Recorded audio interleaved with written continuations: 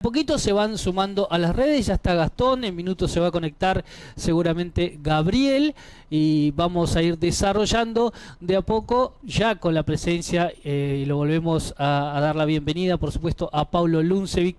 Él es el titular es el vicepresidente de FEGRA a nivel nacional, institución que nuclea a todos los hoteleros y gastronómicos del país.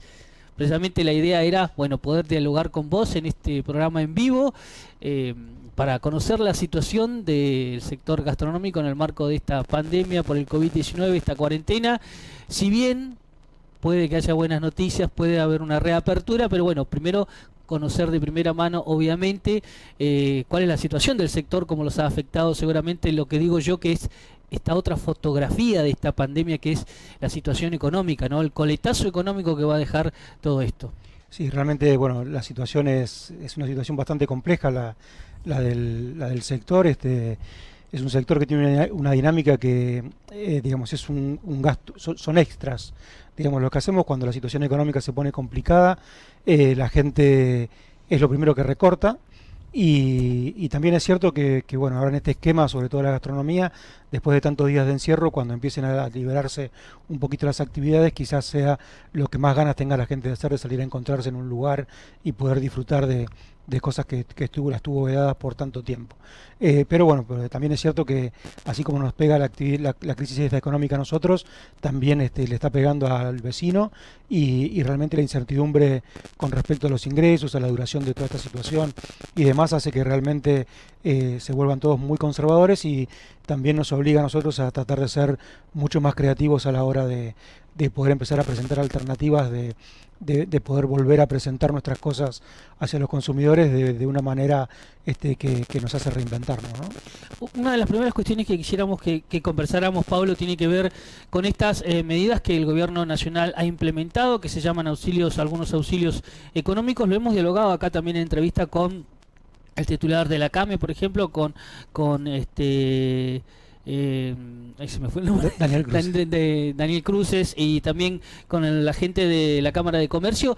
No están llegando concretamente estos anuncios que se hicieron por parte del gobierno nacional que tienen que ver con los auxilios económicos en cuanto, por ejemplo, al pago de las nóminas de los trabajadores, al pago de salarios, ¿no? Del 50% del salario, incluso hay el tema de los préstamos de las entidades bancarias. Hay algunos auxilios que este gobierno nacional ha implementado que no se están haciendo efectivo por el momento o son difíciles de implementar también. Sí, realmente, bueno, en todo este tiempo cuando empezaron los anuncios, primero hubo un anuncio que fue muy bonito, digamos, para nosotros, pero la realidad es que cuando uno empezaba a estudiar un poco las medidas, estaba muy pensado por otro tipo de actividades y no la nuestra. Eso nos llevó a que nosotros desde FEGRA tramitáramos una entrevista con el presidente de la Nación, la obtuvimos, y le pudimos explicar que lo que él había planteado tenía que ver con actividades que cuando se decida levantar las restricciones iban a comenzar a andar inmediatamente y que esas medidas claramente eran aplicables para ellos, pero que para un sector como el nuestro, que una vez que se levanten las restricciones requiere de un montón de otros factores para poder empezar a funcionar, ese tipo de medidas no eran aplicables. El presidente lo entendió rápidamente y rápidamente le ordenó a su gabinete generar un cambio de planes que tuvo que ver con la reformulación del decreto de los ATP, que tuvo una serie de adaptaciones que si bien después se hicieron generar otras actividades, fueron fruto de la reunión que nosotros tuvimos por la actividad turística y hotelera y gastronómica en particular, que después se trasladó al resto del comercio, que fue el de que el salario ya no sea el salario mínimo vital y móvil, sino que sea desde un salario mínimo vital y móvil hasta dos, que sea el 50% del sueldo y no solamente una parte del salario mínimo vital y móvil, para poder alcanzar y tener un alcance real sobre los ingresos reales que van a tener los trabajadores, porque si no, si la ayuda estatal iba a ser muy poca, realmente no se iba a poder complementar un salario que sea razonable para vivir en emergencia. Eso lo vieron rápidamente y lo mismo que pasó con los créditos, como decías, que tenía dos particularidades. Una es que lamentablemente los bancos no estuvieron a la altura y no fueron funcionales a trabajar. El gobierno se consolidó como garante a través del FOGAR de las empresas pymes que tenían problemas para acceder a las líneas crediticias, pero los bancos no aceptaron esa garantía, y si vos no eras ya un sujeto de crédito o no tenías tus garantías propias, o ellos te calificaban de una manera, no te daban. Entonces, como siempre, los bancos le dan plata al que no la necesita, y no le dan plata al que lo necesita, y terminan contribuyendo a que realmente la situación del sector sea peor. El gobierno endureció un poco estas cosas, empezó a generar un comité de evaluación donde tanto de AFIP como del Ministerio de Producción y de otras áreas van trabajando junto con el Banco Central para evaluar casos puntuales, pero también estaba la otra parte de la trampa de que había cupos y los bancos rápidamente gastaron sus cupos con la gente a la que le querían otorgar, y el resto quedó sin cupo.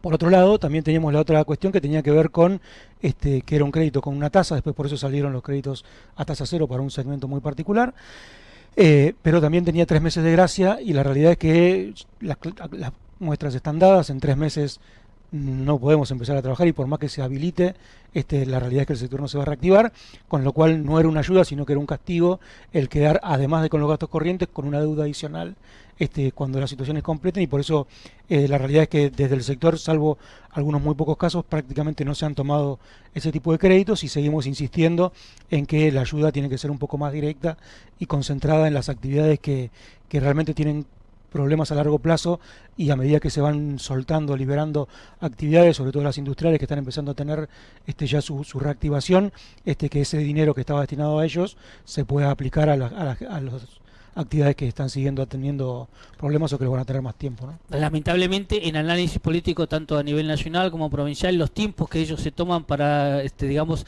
reestructurar estas medidas no son los tiempos del sector hotelero gastronómico, del empleador ni del empleado. No, bueno, de hecho, marzo, que es entendible, eso fueron 11 días, más allá de que hubo muchas cancelaciones de viajes antes de que llegue el aislamiento. O sea, nosotros con el sector turístico venimos sufriendo la crisis esta desde fines de febrero. O sea, ya cuando empezó a complicarse en Europa, la gente que estaba dando vueltas por la zona empezó a cancelar sus reservas. Nosotros veíamos que había algo raro que estaba pasando, se empezaron a cancelar reservas, empezaron a disminuirse viajes que estaban viniendo con una frecuencia muy, muy rápida, y ya empezamos a detectar de que algo estaba mal.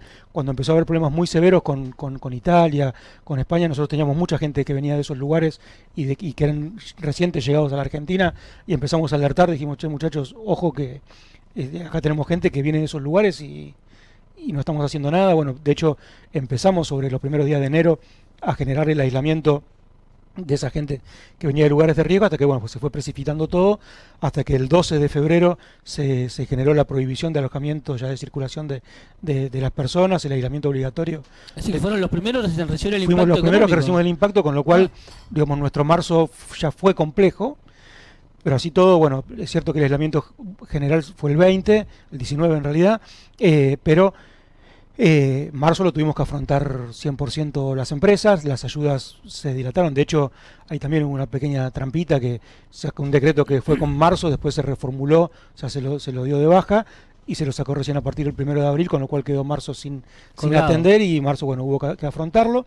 Pero también pasó que lo de abril fue generando estos problemas de implementación, y prácticamente se terminaron de implementar. Es más, de hecho, ahora hay gente que todavía en mayo y todavía no han recibido no ha podido, ese 50% de los saberes. No ha podido implementarse, está habiendo algunos problemas por algunos problemas de base de datos y demás, pero también es cierto que hay un montón de empresas que todavía no les respondieron si le van a dar o no la ayuda, con lo cual, ya a esta altura de los acontecimientos, esas empresas han afrontado su compromiso con sus trabajadores, los cual los pone cada vez en una situación peor, porque la realidad es que no hay de dónde sacar recursos. Nosotros hicimos un estudio desde FEGRA donde se determinó que una empresa de la actividad puede sobrevivir sin ingresos 27 días, teniendo que pagar todos sus gastos, o sea, dejando de pagar cosas. Es lo que está pasando, ¿no? O sea, la realidad es que estamos cubriendo algunas cosas, pero estamos debiendo un montón de otras, y la realidad es que ya va a llegar un momento dentro de muy pronto donde ni siquiera vamos a poder cubrir esas cosas si no empezamos a generar ingresos, o si la ayuda no se concreta, o sea, porque si no realmente va a ser imposible, con lo cual a nosotros, además de la crisis, nos preocupa mucho más el después de la crisis. Porque ¿la proyección cuál es? Ustedes están haciendo un análisis seguramente sí, de cuáles van a ser las proyecciones, de cómo la gente va a empezar, digamos, a tomar decisiones después de que esto pase, porque convengamos que va a quedar un grado de miedo, por no decir psicosis, importante después. Sí, nosotros tenemos estudiados esos escenarios. Nosotros sabemos que todo va a ir de lo cercano y lo chiquito hacia lo más lejano y a lo más. ¿Qué te digo con esto? O sea, por ejemplo, en el caso particular de la zona, primero va a haber un movimiento entre las localidades de la provincia, después va a haber relación con otras provincias, eventualmente después va a haber relaciones con otros países. Pero todas estas decisiones dependen de un montón de otros factores. Depende de la evolución de la pandemia, depende de los tiempos en los que estas restricciones se vayan haciendo, depende de las condiciones y las formas en las que se liberen los transportes, o sea, porque sin movilidad no hay manera de que la gente pueda desplazarse entre lugares. Claramente esto va a llevar a que los primeros movimientos sean cercanos.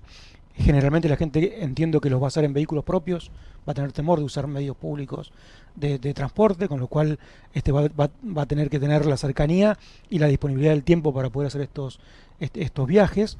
Y por otro lado, también, además del temor a contagiarse y demás, para lo cual estamos trabajando en todos los protocolos para dar toda la tranquilidad a los huéspedes y a los comensales de que estamos adaptándonos a que la bioseguridad termina los procedimientos que hacen falta para tranquilidad en ese sentido, pero mientras que vamos ganando esa confianza, bien la gente tiene que ir recuperando su temor económico.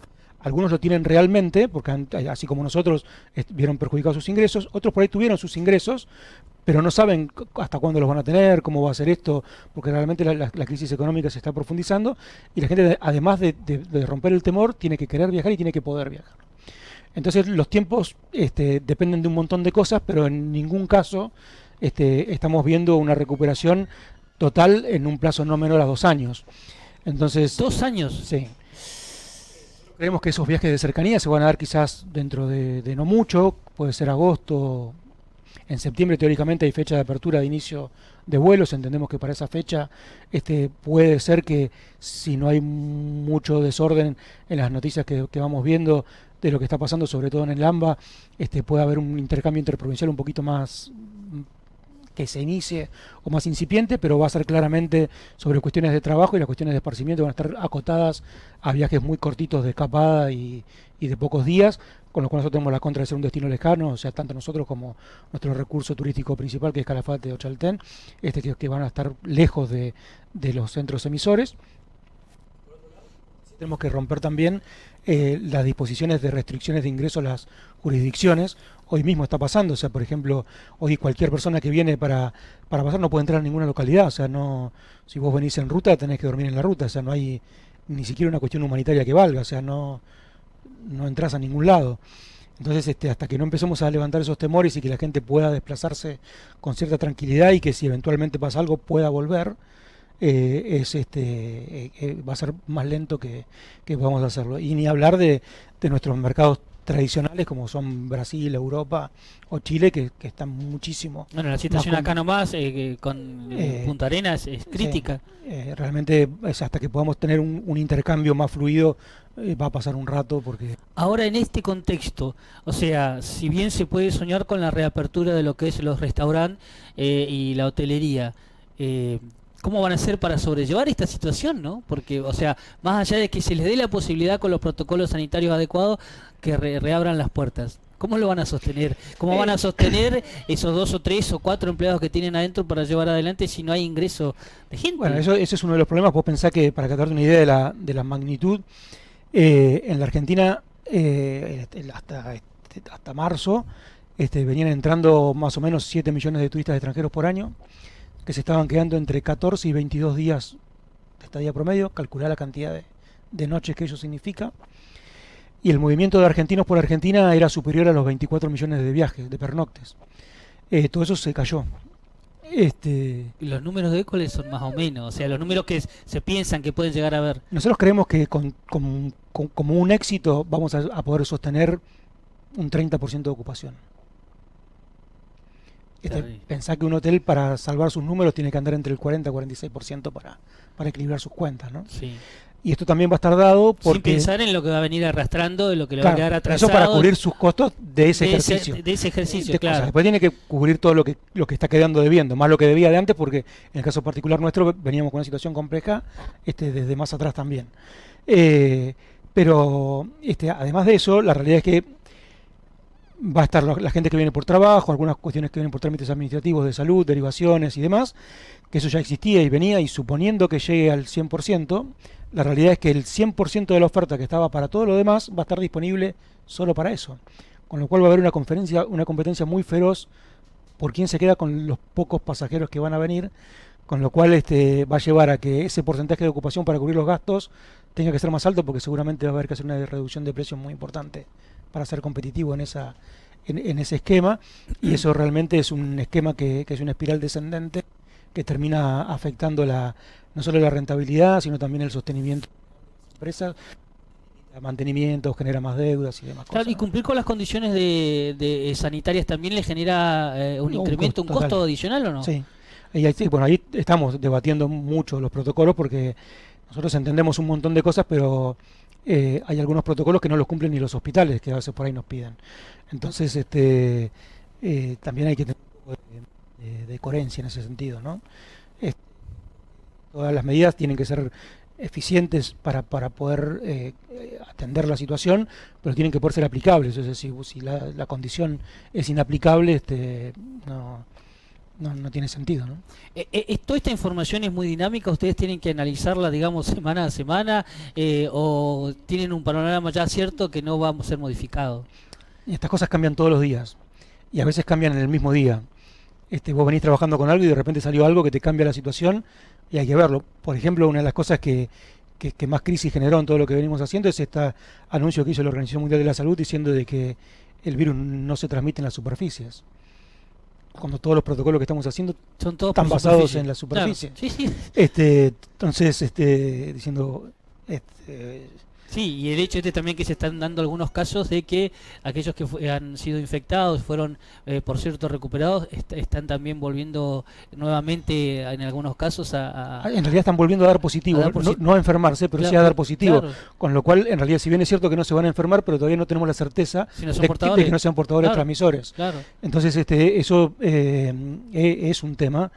Y además porque estamos hablando de virus y hay muchas cosas de sanitización que son eficientes hasta que alguien tocó la superficie que se limpió hace 2 segundos.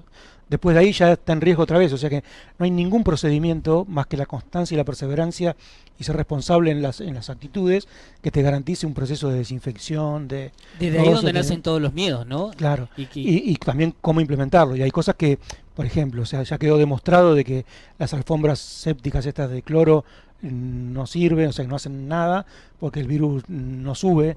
O sea, no es que si el virus cayó al piso, uno lo patea y vuelva otra vez. No es cierto eso. También no está aprobado por las autoridades nacionales el uso de los cordones esos, las cámaras de desinfección, porque es una desinfección externa que no hace, el portador del virus lo lleva adentro. Claro. El virus mide 500.000 veces menos que 1 milímetro, con lo cual lo llevamos adentro. O sea, no hay manera de que podamos anticiparnos. Lo que sí tenemos que tener es la responsabilidad. O sea, hay 3 cosas que son las que garantizan la tranquilidad en esto. Uno es la higiene y la sanitización, es sobre todo el lavado permanente de manos, la limpieza permanente de la superficie de contacto y demás aspectos. Las barreras de protección que tienen que ver con el cubreboca y las distintas barreras, o en aquellos casos un poquito más de más contacto, más cosas, a partir de la careta o ese tipo de barreras, y el distanciamiento. Son las únicas 3 cosas que te van a garantizar de no contactar. Y como dicen todos los especialistas, el virus no está dando vuelta para tratar de agarrarte a vos. O sea, si vos no le salís al encuentro, no lo tomás. Entonces, la realidad es que nosotros, sobre esos criterios y con especialistas de primera línea, nosotros estamos trabajando todo lo que tiene que ver con los protocolos con FUNSEI, que es la Fundación de Estudios Epidemiológicos Argentinos. Es la fundación que dirige el doctor Stambulian, uno de los epidemiólogos más importantes de la Argentina. Fue el estudio que trabajó la gripe A en la Argentina, trabajó el hantavirus en la cordillera, trabajó en todos los protocolos de contención de ese tipo de epidemias, y puso el doctor Stambulian como coordinador general de nuestro grupo de trabajo al doctor Gustavo Lopardo, que además también de ser un epidemiólogo de primera línea, forma parte del equipo de asesores de Presidencia de la Nación y el Ministerio de Salud de la Nación, con lo cual no solo estamos abordando lo que tiene que ver con las cuestiones sanitarias, sino también con cuál es el criterio de desarrollo y de la evolución de las cosas que está tomando el Comité de Expertos para el Asesoramiento la disposición final de las autoridades de las autorizaciones que se van a dar en las actividades. Así que con las herramientas que ellos le dan, ustedes tienen que están elaborando un protocolo. Nosotros estamos elaborando todos los mecanismos con esas herramientas de cómo se aplicaría eso a nuestro día a día. Nosotros le decimos, mira, para hacer esto, lo estamos haciendo así, le hacemos esto, se lo entregamos, si está bien o no, fíjate, no, esto es un riesgo, bueno, lo modificamos. Todo eso son gastos aparte también. También, ¿no? muchos, sí. Muchos gastos. Sí. Claro, porque estos profesionales no trabajan gratis, me imagino. No, bueno, eso lo estamos concentrando, ¿no? O sea, desde FEGRA. Desde FEGRA y estamos, pero es el esfuerzo que tenemos que hacer, o sea, si nosotros no generamos los mecanismos de asistencia, también nos ha pasado de que nos han llegado otros protocolos que se han hecho, quizás no por especialistas, sino con involucrar a gente del sector y pide cosas que son incumplibles. Claro, para cada sector es diferente el protocolo que se aplica. No es lo mismo para un hotel, un restaurante, qué sé yo, para una casa de repuestos, para un comercio de delivery. No, y aparte hay que tener en cuenta que, a ver, nosotros venimos cumpliendo el Código Alimentario Nacional, que ya prevé la eliminación de bacterias y de virus de otros, sí. Y que en este caso en particular, todo lo que tiene que ver con la cocción y la manipulación de alimentos está garantizado porque el Código Alimentario ya lo establece. O sea que en realidad en ese sentido no tenemos que generar cosas adicionales. Lo que sí agregamos con una cuestión extra de seguridad es obviamente el control previo de todo el personal de trabajo antes de ingresar a la jornada de trabajo y el uso permanente del tapabocas como forma de evitar más aún, más allá de la cocción, del calor, de la temperatura, de la higiene de los insumos, dar una barrera más de protección. Sí estamos generando modificaciones más a la vista en lo que tiene que ver con el uso del salón y demás cosas, porque ahí sí ahí ya está el comensal y hay que ver el trato del mozo para con el comensal, de la mesa para con el otro comensal de al lado, el tema de la vajilla y demás cosas. No solo cambian los tiempos, los modos de atención, sino que cambian los tiempos, o sea, obviamente, la cantidad de tiempo que vos tenés al comensal adentro y el volumen. Y el volumen y el tiempo que le tenés que dedicar cada mozo a ese comensal. Sí. Obviamente eso te reduce la capacidad de generación de recursos mucho. Pensá que más o menos una cuenta rápida te disminuye la capacidad de los salones más o menos un 50%, con lo cual en una suposición de que vos trabajes completo, ya estarías trabajando a la mitad, no completo. A la mitad. Y también un servicio que por ahí te llevaba 40 minutos, ahora te va a llevar casi 1 hora y media. Entonces ahí tenés otro 50% de pérdida, ¿no? Entonces, con todo esto, ¿cuál sería la posible fecha para el sector de los restaurantes? Mira, la visión más optimista es que haya una flexibilización para el lunes. Y de ahí paulatinamente. Y de ahí ir avanzando. ¿Se analiza también por superficie cuadrada de cada...? Sí, nosotros hemos establecido, tenemos la distancia entre mesas, la distancia entre personas, los metros cuadrados por persona de capacidad. O sea, hemos considerado todas las variables para que no haya manera de que nadie haga algo. Paulo, todo esto, a ver, la pregunta para el futuro comensal, ¿todo esto va a incidir, va a influir en el costo de esa salida de ese comensal? O sea, lo que va a pagar... Estamos tratando de que no. Estamos tratando de que no. Lo que también es cierto que, a ver, obviamente no va a ser lo mismo porque hay cosas que sí se nos escapan, de que la leche vale lo que vale, los huevos valen lo que valen. Sí, todo eso olvídalo. Esta cosa, pero digamos, en lo que tiene que ver con nuestros sobrecostos, no estamos evaluando que nosotros vamos a que la gente responda y que genere la dinámica de salir y de acompañarnos en la propuesta y que en el volumen de gente que nos acompañe podamos equilibrar nuestras cuentas y no en que a los pocos que confíen en nosotros como se dice vulgarmente, matarlos para cubrir el costo, digamos, ¿no? O sea que la planificación, digamos, a ver, uno puede soñar a largo plazo esto que se normalice, entre comillas, dentro de muchísimo tiempo. Sí, va a pasar mucho tiempo, realmente es muy aventurero decir cuándo, pero sí sabemos que es mucho tiempo, porque como digo, hay un montón de factores que se tienen que ir dando primero hasta que se empiecen a flexibilizar esas cosas. Y nosotros lo que creemos es que, a ver, nosotros ya venimos sufriendo hace 2 meses y un poco más también, y nosotros estamos tratando de ser muy responsables en los pasos que damos porque lo peor que nos puede pasar es que tengamos que volver atrás. Si tenemos que volver atrás, ya ahí no tenemos más salida. Aparte, es un trabajo que no solo depende de usted, sino que los distintos sectores de turismo de las provincias, del país a nivel nacional, también tienen que ponerse a reactivar este turismo para que todo esto se... Sí, con eso estamos trabajando con un montón de áreas. O sea, como digo, nosotros... yo nunca he hecho tantas reuniones virtuales y todas estas cosas como en estos tiempos. tenido reuniones con Sí. todo el mundo, porque estamos también teniendo reuniones o sea, tenemos reuniones con España, que tenemos vínculos de acuerdos de relaciones bilaterales, tanto de la hotelería con la hotelería de allá y la gastronomía, con la Organización Mundial de Turismo. Estamos también teniendo relación con colegas de presidentes de cámaras de Latinoamérica, de otros lugares del mundo, para ir a. Estamos teniendo relaciones. Otra cosa que también está llevando este esquema es que hay que claramente o sea, mutar rápidamente a digital de comercialización, y realmente estaba muy demorado, ¿no? Esto también es un desafío con el que estamos trabajando.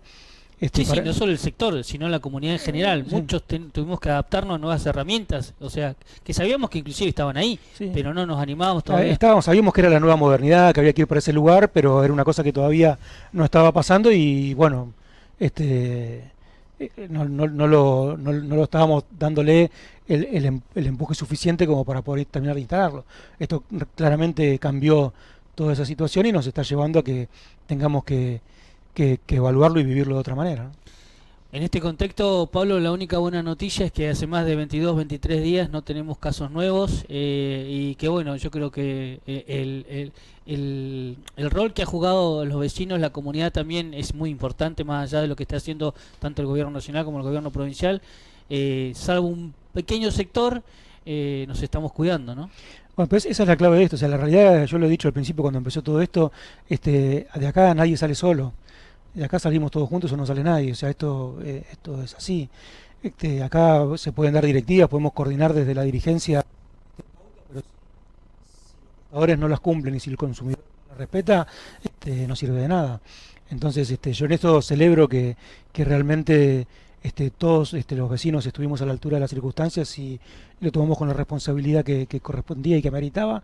Realmente el éxito que estamos teniendo, como ciudad, como provincia, incluso como país, porque estamos más allá de estos focos que estamos teniendo, pero también es lógico, o sea, en algún momento tenía que llegar el crecimiento de las actividades, y eso claramente se iba a dar en los lugares más poblados, pero realmente la responsabilidad y la forma en la que estamos actuando para contener esto y que tenga el menor costo posible, sobre todo en vidas humanas, es lo más importante.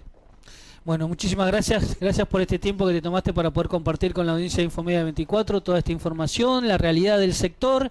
Pablo Luncevich es el vicepresidente de FEGRA, de la Federación Argentina de Empresarios Hoteleros y Gastronómicos de la República Argentina, también miembro de la Asociación de Empresarios Hoteleros y Gastronómicos de aquí de Río Gallegos. Un amplio panorama, no muy alentador, pero es la realidad, es lo que estamos viviendo, lo que vamos a tener que afrontar, y es mejor afrontarla conociendo todas las cuestiones, ¿no? que nos competen, que vamos a tener que sobrellevar.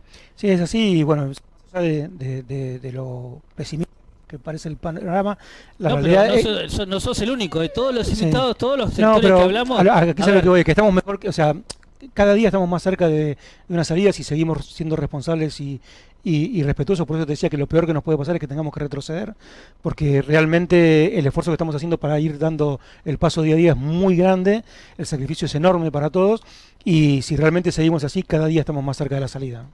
Esperemos que sí realmente. Bueno, gracias Pablo una vez más por estar aquí presente. Vamos a hacer una pequeña